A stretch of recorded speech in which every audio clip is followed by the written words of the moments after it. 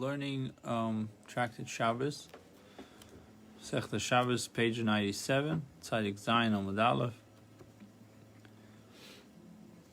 We'll start from the top. It says, Ve'eloho gomir gezeira shava.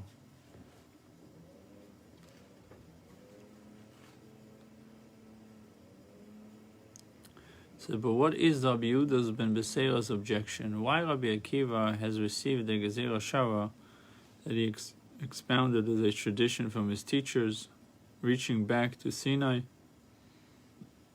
In effect, then the Torah has not concealed the identity of the Mekoshish. Remember, we're discussing the Mekoshish. Was he a gatherer of something that was attached, or he gathered something that was detached? Right. In fact, and the statement that was told to Rabbi Akiva, they said to Rabbi Akiva, look, if you revealed something that was concealed, you'll be punished for it.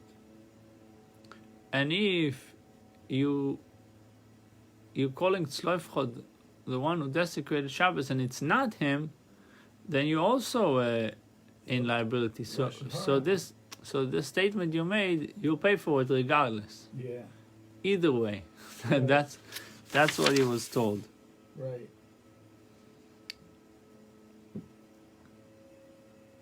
So Rabbi Yehuda ben Beseira said to Rabbi Akiva, you're going to pay for this. So what is the Gezeira Shava? Why Rabbi Akiva has received the Gezeira Shava as a tradition from his teachers reaching back to Sinai? In fact, then the Torah has not concealed the identity of the Mekoshish, of the gatherer, but has indeed revealed it to be Tzloifchad. Tzloifchad was the one. How then can Rabbi Yehuda ben Beseira accuse Rabbi Akiva of revealing what was the Torah concealed? It's not concealed. The Torah revealed it. It was Tzloifchad. It says Gezeira Shava lo gomer, because Rabbi Yehuda ben Beseira did not receive the Gezeira Shava as a tradition from his teachers. But anyway, his daughter said that he did it. I mean, why is it such a secret? I don't get it. No. The daughters of Tzloifchad said that our father did not die because of the sin of the spies. That's all they said. Okay. They didn't say our father was the gatherer. Right. They said he had his own sin that he died from. Right. So Rabbi Akiva had a tradition from his teachers going all the way back to Sinai, that it was Tzloifchad. Okay. So from his perspective, I'm not revealing something that is not revealed already. It was already revealed. You understand? Right. I mean, according to Rabbi Beseira, he didn't have the Gezeira Shava, so he thought that Rabbi Akiva just revealed something that was not. I mean, it wasn't. It seems like this isn't the biggest secret that ever happened. Then, according to Rabbi Yehuda ben Beseira, from where did it come about that Tzloifchad died? Which sin did he commit that brought about his death? Okay. So it says, Mi vayapilu havo. Came about from the sin described in the pasuk, where they defiantly ascended to the mountaintop. Right? It says in the book of Numbers, if you look at number 5, note the Israelites had accepted the spies' prediction of Shul of Shul defeat should they invade the land of Canaan, whereupon God decreed that the generation would indeed not enter the land, but would rather wander and die out in the wilderness. The chastened nation, after they were chastised, after they were chastised, regretted what they had done, right, and sought the next morning to ascend and invade the land of Canaan. Inenu ve'olinu. They said, we can do it. They've suddenly had the courage. Moshe told them it's too late. Right. So Moshe warned them about this, and he said, it's not going to end well. Right. It's not Hashem's will but they defiantly ascended to the mountaintop. They didn't listen to Moshe. Whereupon they were defeated by the Amalekites and Canaanites who dwelled on the mountain. Right. But it says that this sin was less Grievous. It was less grievous than the desecration of the Shabbos, which is why Rabbi Yehuda ben Beseira criticized Rabbi Akiva for maligning Slofchad. Is just saying Lashon Hara. So it's less of an affair to say. So he ran up with the crowd after the. It's like somebody robbed the bank and you say he's a killer. He didn't kill. He just robbed the bank. Right. Meaning you're adding more to his crimes. He didn't do. The desecration of Shabbos from Rabbi Yehuda ben Beseira perspective, or in general, was something that was more severe. Grievous. I was once on a jury, so there was two guys. They robbed a meat packing plant. One guy was just getting the meat. The other guy went in the office and took the gun. They were trying to put the gun on the first guy. I'm just showing that, like, if you rob a bank and your partner kills a guy, then you partner with him. But we left them off. We let him off on the gun. Yeah. So, anyhow, it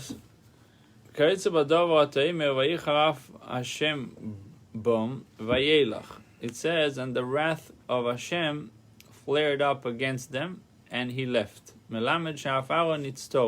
comes to teach that even Aaron was afflicted with tzaras. These are the words of Rabbi Akiva. Again, the same discussion. Amar le Rabbi Yehuda ben Beseira. Rabbi Yehuda ben Beseira says to Rabbi Akiva, Akiva benkach ubenkach ato siliten esadin. Akiva, either way you are destined to give an accounting for what you have just expounded. Im kidvorecho, if it is indeed true as you state that Aaron too was afflicted with tzaras, the Torah concealed it and you were revealing it. Vim lav, and if it's not true, you are guilty of maligning that righteous man. But what is Rabbi Yehuda ben Beseira's objection? Surely it is written in the Torah bum, and we'll learn from against them, which implies that the outcome of God's wrath was directed at Aaron as well. So the Gemara says, Rabbi Yehuda ben Beseira explained that that wrath, as referring to mere censure or censure without any physical impact. I guess it's just a rebuke, but there was no actual punishment. Right. I always thought he got it too, but obviously nobody talked about it there. Tanya commanded the Omar of Aaron stored his opinion. A Brisa was taught in accordance with the one who says that Aaron too was afflicted with tzaras. Aaron turned to Miriam, and behold, she was afflicted with tzaras. Tano and Aaron turned can be interpreted to mean that he turned from his tzaras, which means his own tzaras was cured first, while Miriam remained in a state of tzaras, in leprosy. But this Brisa too explained that Aaron as well was afflicted with tzaras. So Rabbi Akiva said something that was true and something that was revealed. Having cited the passage in which Miriam is afflicted with tzaras for wrongfully speaking against Moshe, the Gemara cites a related teaching. One who suspects innocent people of misdeeds is punished by being stricken in his body. It is written, but behold, they will not believe me. It was revealed before the Holy One, blessed is He, that the Israelites would believe the prophecy of Moshe. Oh Malay, so God said to him, Hein ma'aminim b'nei ma'aminim. The Israelites are believers, the children of believers. Ve'ato en seif cholam, and while you will ultimately fail to believe. What does it mean? Hein ma'aminim d'chtiv hayam minom. They are believers, it is written, and the people believed. The Jews did believe Moshe and his prophecy. B'nei ma'aminim ve'emin bo Hashem. The children of believers, as it is written regarding their forefather Avram, ve'emin b'Hashem, and he believed in Hashem. Genesis 15:6. Ato en seif cholam, and you will ultimately fail to believe. Shenemar yan lo emantem bi v'gemer, as it is stated in reference to Moshe and Aaron, because you did not believe in me, etc., with the whole incident of the water and the rock, etc. From what verse is it known that Moshe was stricken bodily for his wrongful suspicion of Israel? It is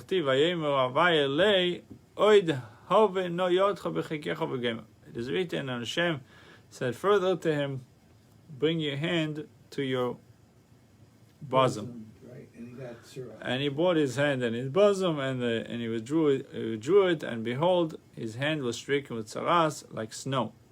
Moshe was stricken bodily. So what do we see from here? That you have to be very careful not to suspect people, and if you don't know, Right. you don't know.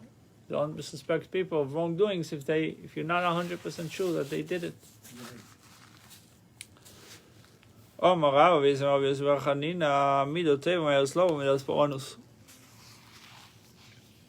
The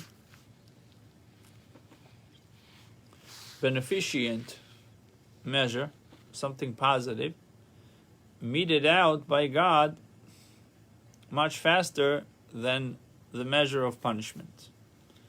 The beneficent measure meted out by God comes to pass more quickly than the measure of punishment. Good morning, Pinchas, are you there? Pinchas, long time no see. I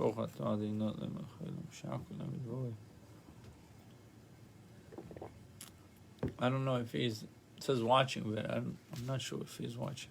Okay.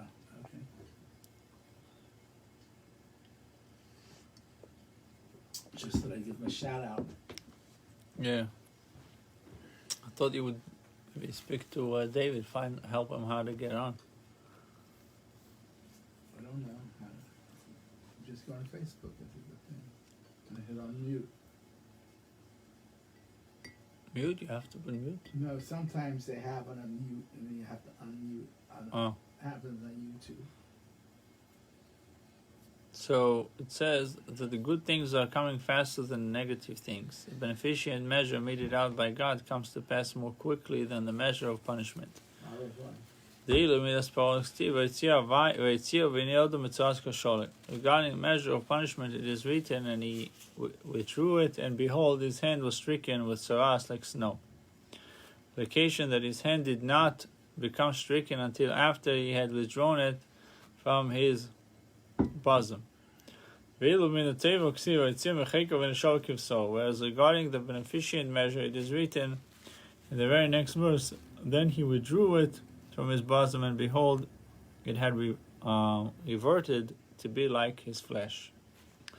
So the superfluous expression from his bosom indicates Mecheko hu deshava kivsoi. It was from the moment his hand was at his bosom that his hand reverted to be like his flesh. The beneficent measure was implemented more quickly than the punishment. Another discussion with the exposition of another pasuk, Vayiv lamat Aaron es mutesam. It says that the staff of Aaron swallowed their staff, the Chaltumim, all the magicians of Mitzrayim. They were doing their tricks with their staff, and Aaron's staff swallowed their staffs. Omar bilozo nes b'sechnes, a miracle within a miracle. the miracle of Aaron's snake swallowing those of the magicians was compounded by this occurring after his snake had already reverted to being a staff, indication by the pasuk stating that the staff of Aaron swallowed their staffs. That's from the Maharsha. Rashi Maharsha. Okay, so Rabbi, the Gemara examines the dispute recorded in our Mishnah between Rabbi Akiva and the rabbis. If one throws an object from one private domain to another private domain, and there is a public domain in between, so like two buildings facing each other, and there's a public domain in between, and one individual throws it to another individual. So, boy rabo, mata masoro pligei, uveo pligei. Do they disagree in a case where the object passed through the public domain below 10 tefachim from the ground, and they disagree concerning the following point? The master of one master of Rabbi Akiva holds that we say something contained in the airspace of a domain is legally viewed as if it has come to rest there. And one said that we do not say that something contained in the airspace of domain is legally viewed as if it has come to rest there. However, in the case where the object passed through the public domain above 10 tefachim from the ground, all agree that he is exempt, for the object has not been contained by the public domain. So when do we say kluta kimishuncha, that it's in the, even though it's in the air, it's considered like it's resting? If it's above, it's less than 10 tefachim. But if it's higher than 10 tefachim, everyone agrees that it's not considered resting. All agree that we do not derive the law for throwing from the law for handing over. Handing over is much more serious than throwing. Okay.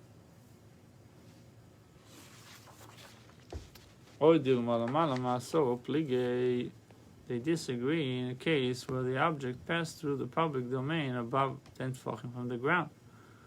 And this is what they argue about. The Maharsha opinion is Rabbi Akiva holds that we derive throwing from handing over.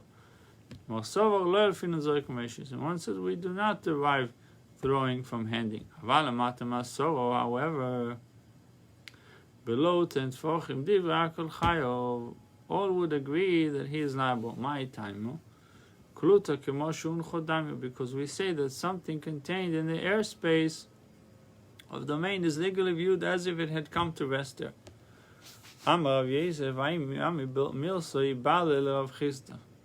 The matter was subject to doubt of Rav Chisda. Rav Amnuna resolved it from the following bison: from private domain to another private domain, and the object passed through the public domain itself. Rabbi Akiva holds him liable, while the sages exempt him.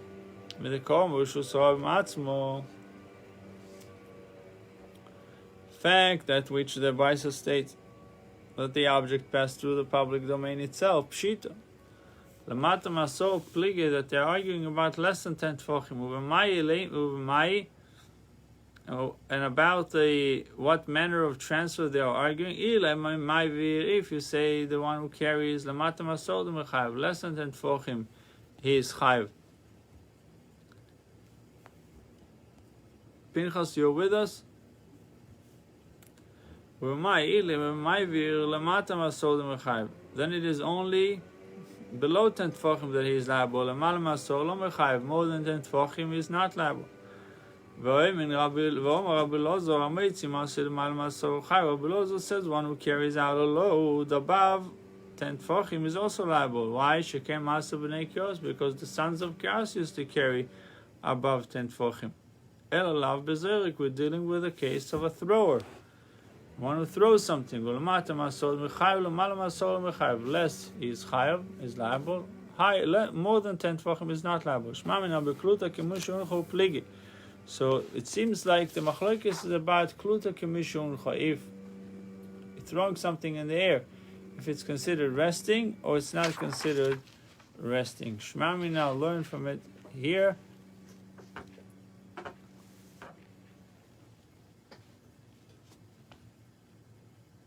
The dispute pertains to below 10, but in the case of above 10, all agree that the thrower is not liable.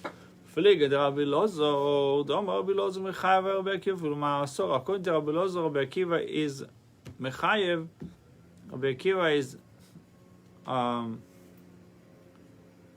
Rabbi Akiva would hold liable the person who, even though he threw above 10 tefachim. That's the opinion of Rabbi Lozo. That's what he thinks Rabbi Akiva's opinion is. That which the Baisa stated, the object passed through the public domain itself within 10 tefachim of the ground. To inform you the extent of the rabbi's position, the power of the rabbis, that they exempt the thrower even if the object was thrown within 10 tefachim of the ground. Because to them, kluta is lav kimushuncha. It's not considered, just because it's passing through there, it's not considered resting. Ufliga the Rav Chilki Abartuvi. The Omar of Chilki Abartuvi said, if the thrown object passed through the public domain within 3 tefachim of the ground, in the opinion of all, both Rabbi Akiva and the rabbis, he is liable.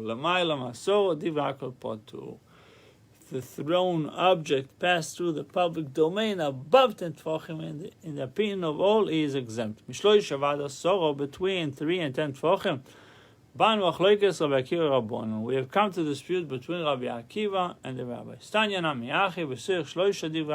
Within 3 tefachim of the ground, all of them are all liable. Rabbi Akiva, Rabbi Lezer, rabbis. Above 10 tefachim, it is prohibited only by rabbinic decree. And if both of the private domains belong to him, if both domains were his, it's entirely permitted to throw the object from one house to the other house. If you have a house on one side of the street, you have another house on the other side of the street, and there's a public domain in the middle, you throw it above 10 tefachim, it'll be okay.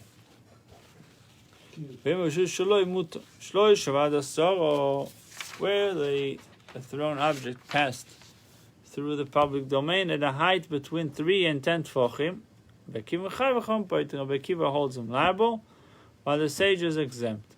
Okay, if it was his houses, it's permitted, his domains. Maybe it's this would be refutation to Rav. 2 houses that are 2 opposite sides of a public domain. According to Rabbi, you're not allowed, in the name of Rav, that you're not allowed to throw.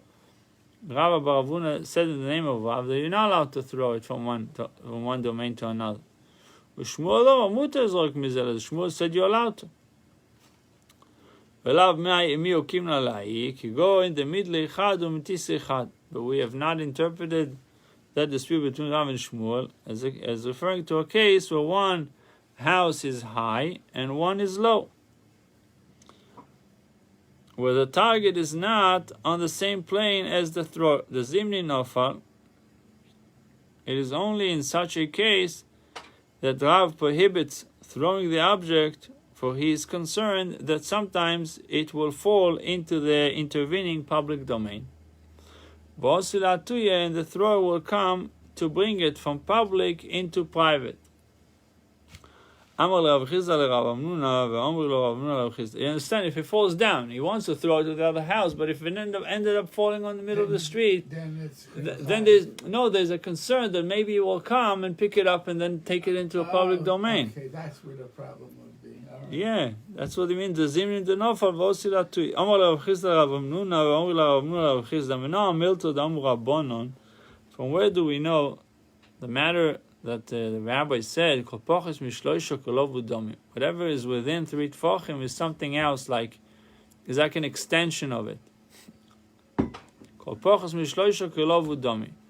Whatever is within 3 tfachim of something else is like an extension of it. If you look at number 50, it says, principle of lavud has several applications as emerges from the Gemara below. The Gemara initial inquiry here pertains to the law that a surface, such as the top of a mound within 3 tfachim of the ground of the Reshus Harabim, also has the status of a Reshus Harabim. So again, a surface such as the top of a mound within 3 tfachim of the ground has the same status as Reshus Harabim.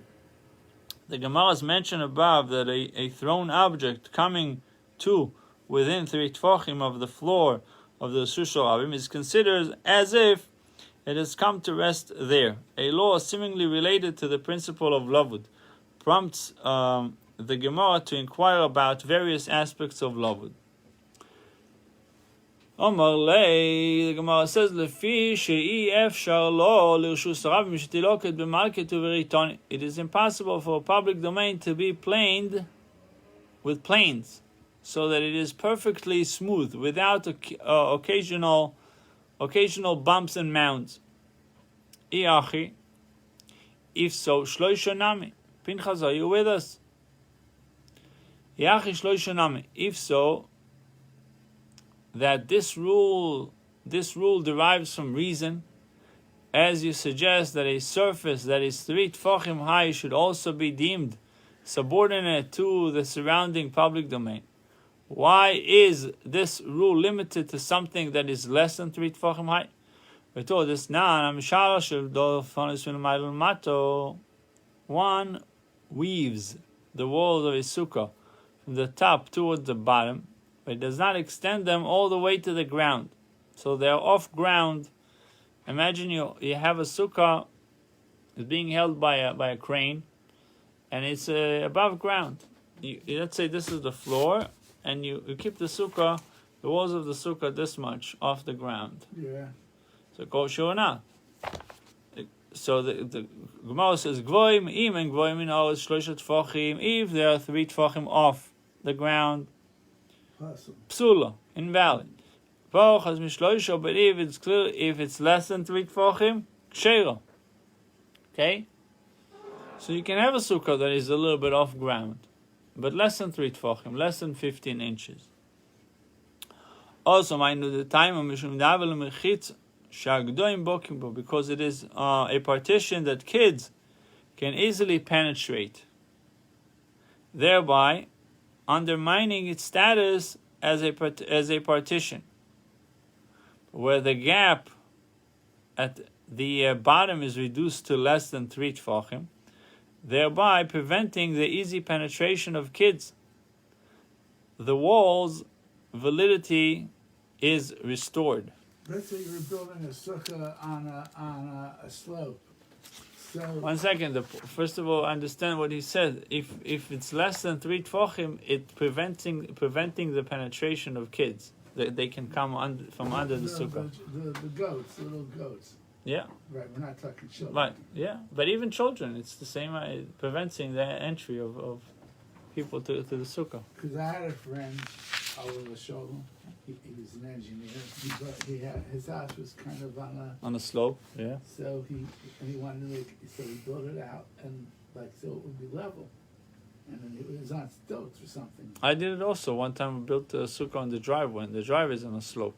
Yeah, your driveway is on a slope. Yeah. So I built it, but I didn't keep it on top. So what I did is, the 2x4 was just standing like this. So on one the post was still.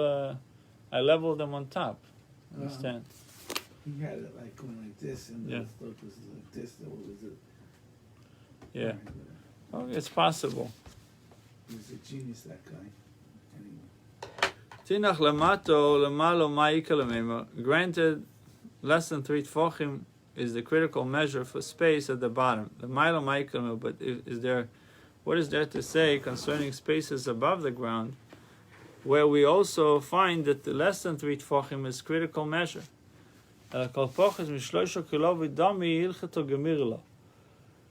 We must say that the rule that whatever is within 3 tefachim of something else is like an extension of it, is a halacha learned as part of the old tradition taught to Moshe at Sinai.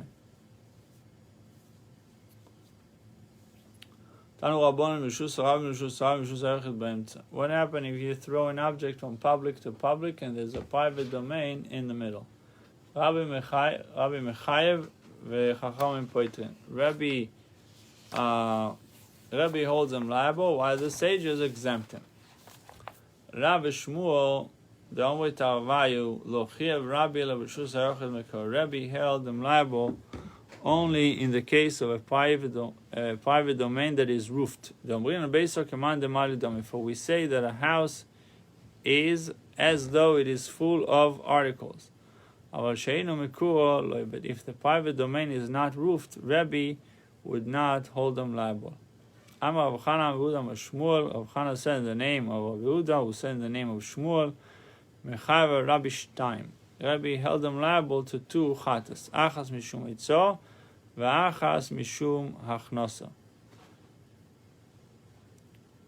One for taking out from the private domain to the public domain, and one for bringing in from the public to private.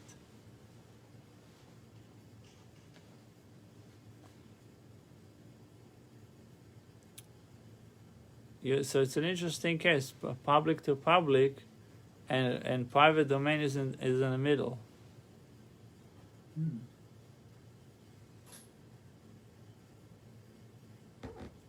So then it's a difference whether the private domain is roofed or it's not roofed. Okay, wait a minute, let me go back over this again. So if it was roofed, private domain is in the middle, roofed. So this, you throw over the. Rav and Shmuel both say Rabbi held them liable only in the case of a private domain that is roofed. Okay. Aval sheinu mikub, but if the private domain is not roofed, Rabbi would not hold them liable. So Rav Chana said in the name of Shmuel, Amar Rav Chana, Amar Rav Yehuda, Amar Shmuel, Mechaver Rabbi Shtaim. Rabbi actually held them liable to 2 chatas. One for itzah, for taking out from private domain to public domain, ve'achas mishum hachnoso, and one for bringing in from the public to the private. Yosef Rav Chana v'kakashel. So Rav Chana said, analyzing what he had heard from his teacher concerning Rabbi's ruling, and found the following difficulty with it.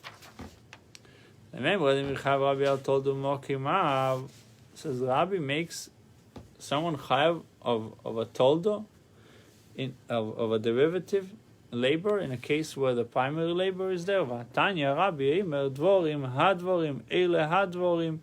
The way he interpreted the pasuk, things, the things, these are the things. Dvorim hadvorim eile hadvorim. These are the 39 primary labors that were taught to Moshe at Sinai. The only purpose in the Torah alluding to the number of primary labors is to indicate the maximum number of chatas to which one can become liable. That's why the Torah told us it's 39, during one lapse of awareness for desecration of the Shabbos. But this presumes that one is not liable to a separate chatas for a derivative labor performed along with the primary one. Amar le Rav Yosef mar aho masnei lo. Master teaches it with respect to this ruling of Rabbi.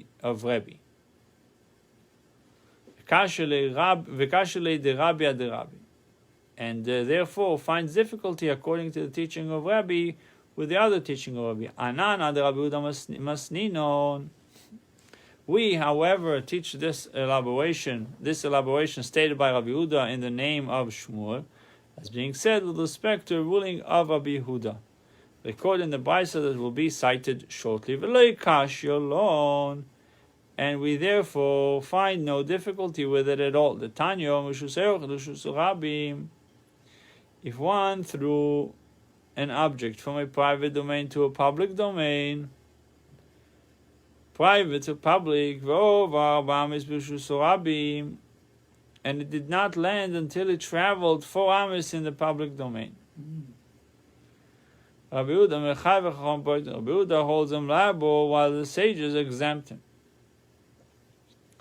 Shmuel, and it was regarding this ruling that Rabbi Yehuda said in the name of Shmuel. Rabbi Yehuda held him liable to 2 chatas. One for taking out from the private to public, and one for passing the object 4 amis in a public domain. If you would say that he's only liable to 1 chatas,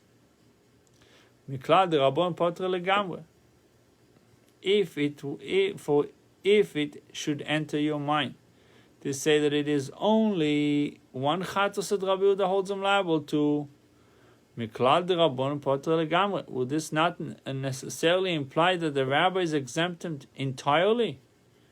But how could they do so? He has taken the object out from private domain to public domain. Certainly then they must hold him liable at least to 1 chatos.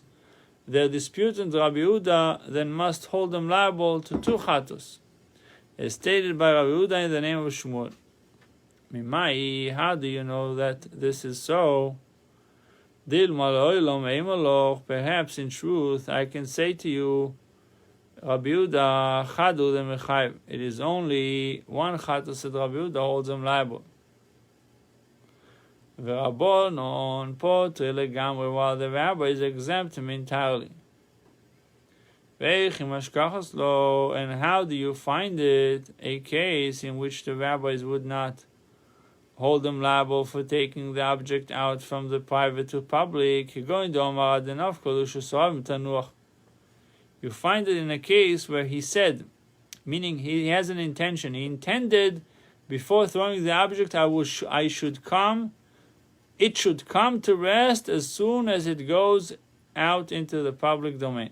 Again, this is what Rabbi Yehuda and the rabbis disagree. The Rabbi Yehuda, so we say that Rabbi Yehuda holds that we say something contained in the airspace of a domain is legally viewed as if it has to come, as if it has come to rest there. And his intent, the object should come to rest as soon as it enters the public domain, has been fulfilled. Whereas the rabbis hold,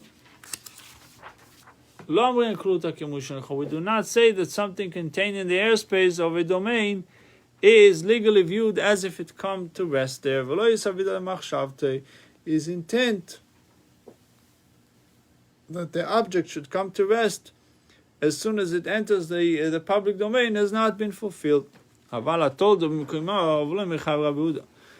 to this explanation, Rabbi Yehuda does not hold one liable to a separate chatos for a derivative labor performed along with the primary labor. Hold on a minute. So the guy is throwing something from the private domain, and it's going through the public domain, but his machshava is that it should be in the public domain, or is it that it should go past the public domain? Should be in public domain. So then it's then he's doing a vera there, right? Right. Because if 4 amis in Rishus Harabim, it's also a problem. Transfer something in public domain from more than 4 amis is in a vera. Right. So he has to bring chatos for this. Right. Okay. I'm just figuring how to. Well, I told them, Rabbi Yehuda does not hold one liable to a separate chatos for a derivative labor performed along with the primary labor. He doesn't. Rabbi Yehuda says you have to bring 1 chatos if you did primary labor and derivative labor together, the same one. Okay, the transfer is the primary, the throwing is the secondary. Is that what we're saying? Yeah. Okay. Lo sakadaito l'tanyo Rabbi Yehuda meisif av hashem Dr. Rabbi Yehuda adds also lining up the warp threads with a rod and bathing the weft and beating the weft threads, for he maintains that one is liable separately for committing these two labors. Lining up with a rod is included in the category of mounting the warp.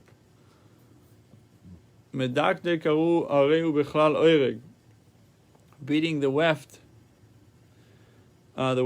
threads is included in the category of weaving. There is no separate liability for them. Is this baita not referring to where one performed both the derivative and primary labors together? And you may thus learn from here that Rabbi Yehuda would hold one liable to a separate chatos for a derivative labor performed along with the primary labor. Mimai, how do you know your interpretation of the Baisa is correct? Perhaps, in truth, the Baita refers to where one performed this labor alone and this labor alone. Rabbi Yehuda told them, Rabbi Yehuda does not hold one liable to a separate chatos for a derivative labor performed along with the primary labor. Welcome if again this, and it is rather concerning this following matter that they disagree. Rabbi Yehuda Sava Hani Ovis Ninu. Rabbi Yehuda holds that these acts of lining up with a rod and beating are primary labors. So Rabbi Savani told us Ninu, whereas the rabbis hold these acts are derivative labors. Teida, and know that it is indeed that Rabbi Yehuda considered these acts to be primary labors. The Ketani Rabbi Yehuda Meisif, the Brisa states Rabbi Yehuda adds even lining up with a rod and beating. This expression adds fits well if you say that Rabbi Yehuda considers the additional acts of primary labors. For in that case, my Meisif, what does he adds? Meisif always he adds the two primary labors. He adds it to the Mishnah's list of 39. El Ayama told us, but if you say Rabbi Yehuda holds these acts to be a derivative labors, my Meisif, what does he mean? Then what does it mean he adds? You have no proof whatsoever that Rabbi Yehuda holds one liable to a separate chatos for a tolda performed along with its av. Itmar nami, for it was stated as well concerning Rabbi Yehuda's ruling in the case of the object thrown into the public domain. Rabbi Ravis Damut Arvayu, Rabbi Ravis both said Lo Ichiv Rabbi Yehuda lo achas. Rabbi Yehuda held the thrower liable to only one chatos. And according to what we thought originally, that Rabbi Yehuda, the Mechaber Rabbi Yehuda Shtam, the Rabbi Yehuda held him liable to two chatos for taking out from a private domain, and one for transferring 4 amos in the public domain. Under what circumstances could such a ruling be said, even granted that Rabbi Yehuda obligates one to a separate chatos for a tolda performed along with its av? If the thrower wants the object to land here, where it actually comes to rest, that is 4 amos into the public domain, then he does not want to land. He does not want it to land here, immediately outside the private domain. And if he wants it to land here, immediately outside the private domain, then he does not want it to land here 4 amos into the public domain. How then can he be held liable to 2 chatos? The case would be one where he says, let it come to rest wherever it pleases. his original intent is fulfilled no matter where the object lands. The Gemara cites a different discussion in the course of which the preceding exchange between Ravina and Ravashi is introduced. Pshita.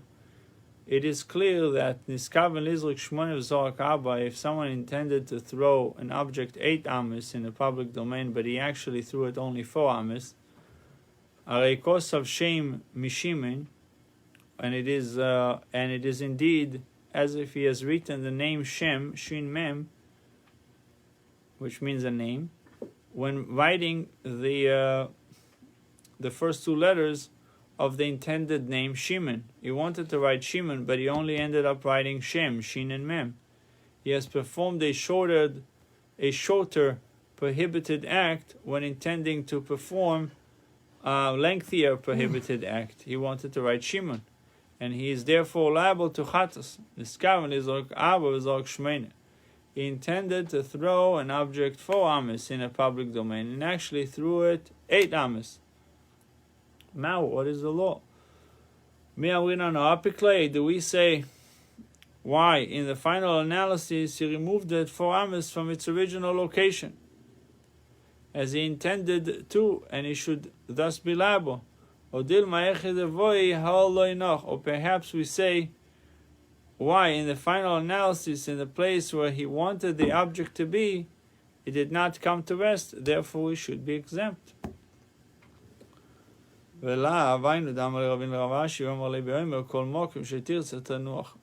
is it not derivable from that which Ravina said to Ravashi above, where Ravina raised the point that one cannot be held liable unless his exact intent was fulfilled?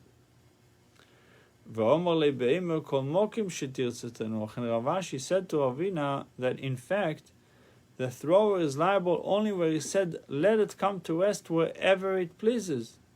So we see from Ravina's question as well as from Ravashi's answer that unless the thrower had no specific goal in mind, he is liable only if the act turned out exactly the way he intended to. The way he intended it to. Accordingly, whether the thrower intended to throw the object a distance of 8 and it traveled only 4, the case in which the Gemara had initially assumed that he is clearly liable, or whether he intended to throw it a distance of 4 and it traveled 8, the case about which the Gemara was uncertain, the thrower is not liable, for in either case his intention was not fulfilled. The Gemara continues its reply with the Koma Tarikos of Shem Shimon, in response to that which you say above, that one who intended to throw a distance of 8 but threw a distance of 4 is liable, because it is indeed as if he has written the name Shem, Shin Mem, when writing the first 2 letters of the intended name Shimon. I will challenge you, Mi Domi is at all comparable to the case at hand? Awesome, there in the case of writing Kamo de lo ksiv Shem, as long as the name Shem is not written, lo miksiv le Shimon, the name Shimon cannot be written.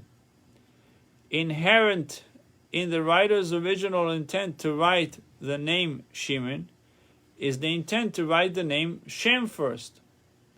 Hacha here, in the case of throwing an object through a public domain, on the other hand, Kama de lo zorik Abba, is it all true that as long as he does not throw the object a distance of 4 amis, lo misdarkele tamne, it cannot be thrown a distance of 8.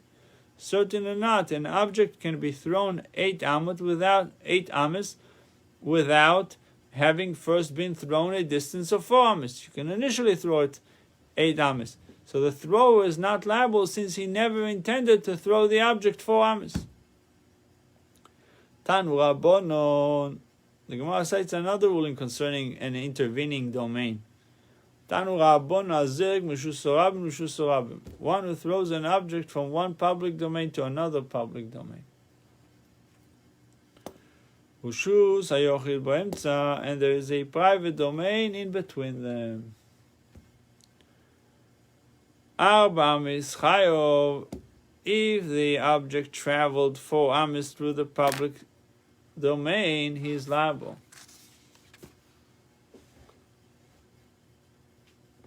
If the object traveled 4 amis through the public domain, he is liable. Pochos me'arba amis potu, but if the object traveled less than 4 amis in the public domain, he is potu. Ma'ika mashmala. What is the Tana the Baisa comes to teach us?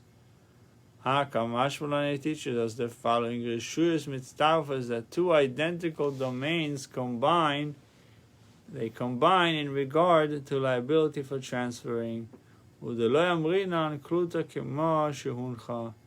And we do not say that something contained in the airspace of a domain is legally viewed as if it had come to rest there. Well, there's lots of discussions on it. But so if you throw the thing 8 amos, then that's it. No, obviously that you're liable. The idea is, if your intention was to throw it and you only threw it 4, Or if you then bochum to you.